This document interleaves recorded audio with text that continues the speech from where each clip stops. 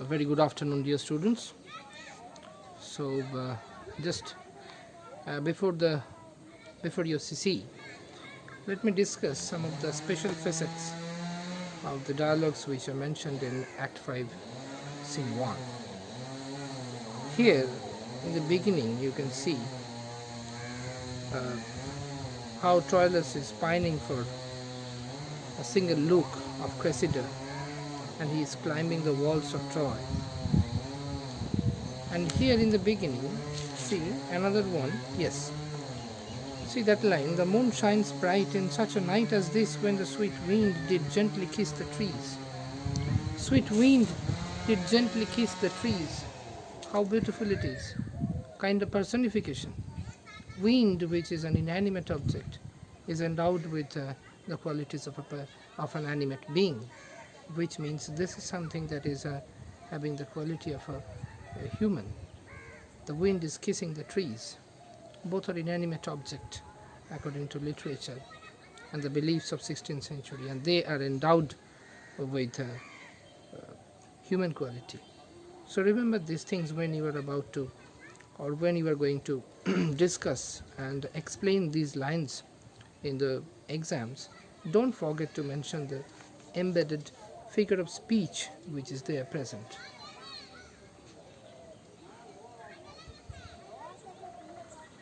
See, in the same speech of Lorenzo it is said that, and sighed his soul towards the Grecian tents.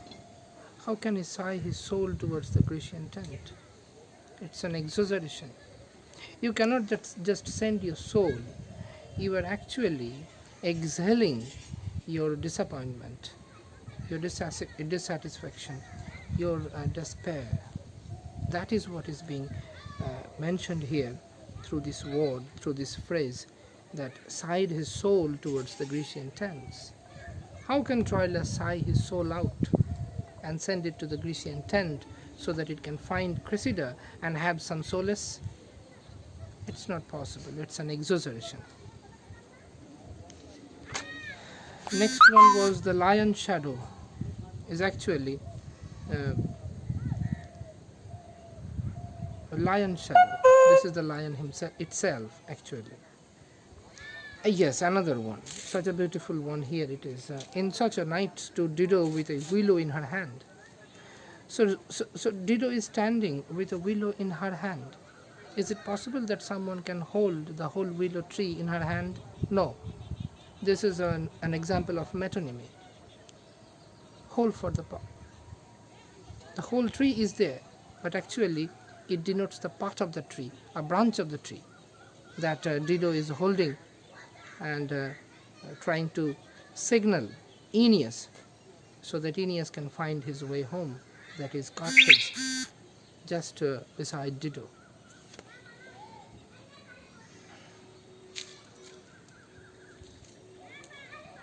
Okay. And waft her love.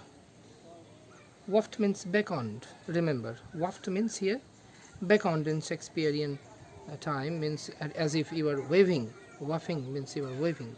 Waft means that here I am, you Aeneas, you come here. I am beckoning you with this willow. I am holding it high so that you can watch it, you can see it, you can notice it. It becomes discernible to you, Aeneas, and then you will find out that this is Dido who is giving me signal, who is signaling me, and I should go there, to that direction.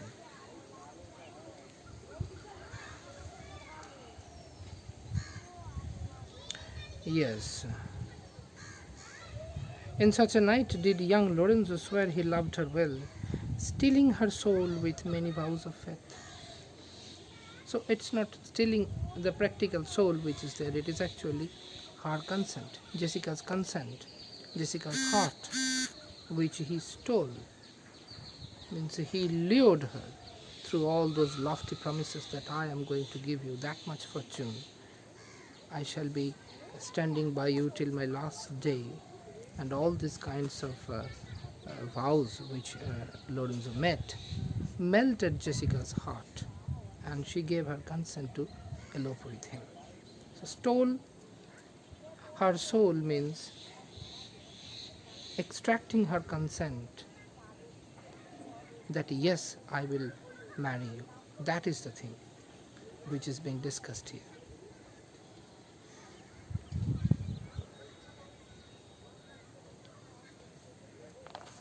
Another such example is here.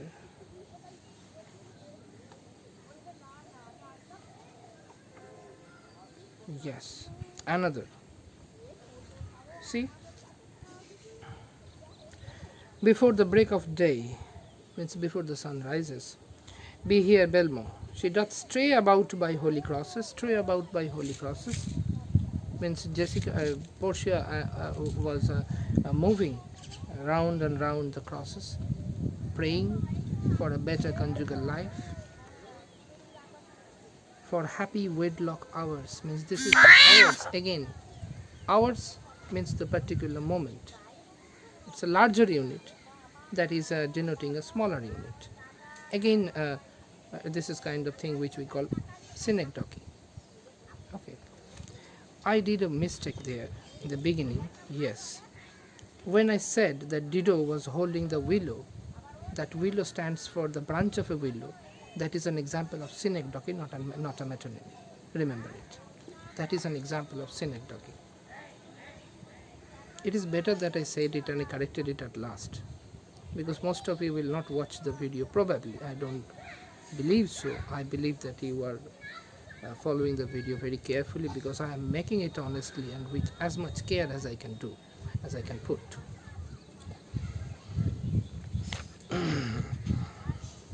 So here another one, wedlock hours, that means moment. It is another example of synecdoche.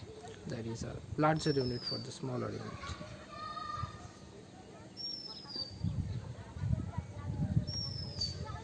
Okay.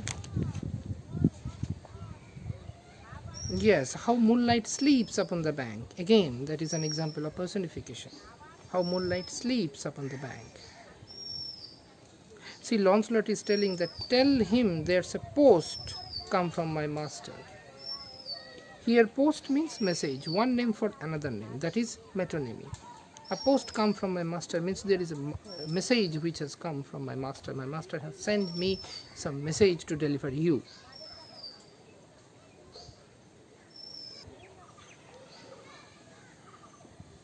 With his horn full of good news. How can horn full of good news? Means it is the happy horn that is declaring some good news for Lorenzo. What is that good news? That is Shylock has entitled Lorenzo to have his half of wealth. It was decided in the court, you can remember it, that Shylock will have to sign a deed where he will give access to half of his wealth to Lorenzo and another half to his future grandson. Because Antonio, he refused one half and he sent it back to Lorenzo. How moonlight sleeps upon the bank, that I told you. That yes, that is an example of personification. Then in the same line there is the floor of heaven, another metaphor. Metaphor, floor of heaven, which is the roof of us, that is the sky. And it is thick inlaid with patterns, bright gold, patterns, the beautiful kind of bowls which were used in 16th century, especially in holy congregation. That bowls are there, means a little bit patches of clouds, and those stars, big, they are shining like those bowls which are generally used in Holy Communion. So by telling these things and by bringing these illusions, Lorenzo wants to deify the present scenario. Lorenzo wants to make the whole scenario divine. Yes. Again, another beautiful use of metonymy is there in the same speech there, where there's not the smallest orb which thou beholdest, but in his motion like an angel sings. So orb means here what? Heavenly object, that is the moon. So instead of telling the moon, you are telling heavenly object, one name for another. You are changing the name, or you are denoting something else. That kind of usage is called metonymy. Jessica was called unhandled coals. Again, a simile was made, and a similarity was made in between Portia's youthfulness and the youthfulness of a colt. Here is a simile.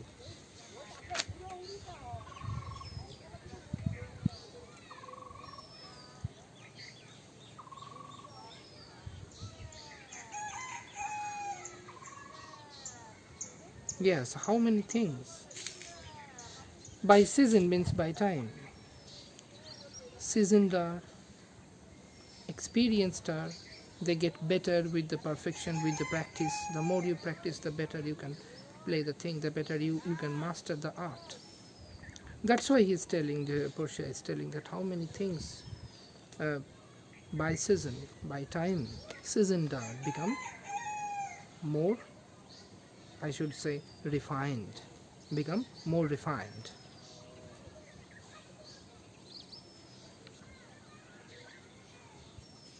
You see, a substitute here. So doth the greater glory deem the less. A substitute shines brightly as a king, simile. A similarity in between two opposite ideas, as a king. So substitute means the person who is in charge, who is not the actual ruler, who is in charge. Unless the actual ruler is absent, all the glory of the ruler is shining, making him bright, means making his presence more felt.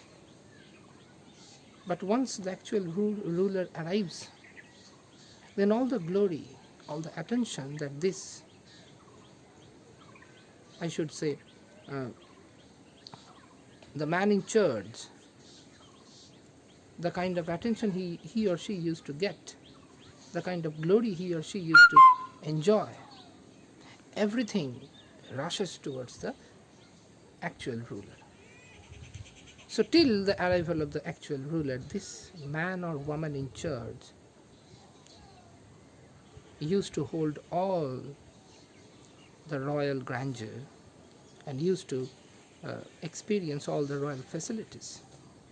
Just he is I should say glittering. He is as bright as a star. All the attention that he is getting, it is like a brightness. It is illuminating his presence. It is making his or her presence more felt among the subjects. So that's how all these things are here that will surely come in your exam tomorrow. If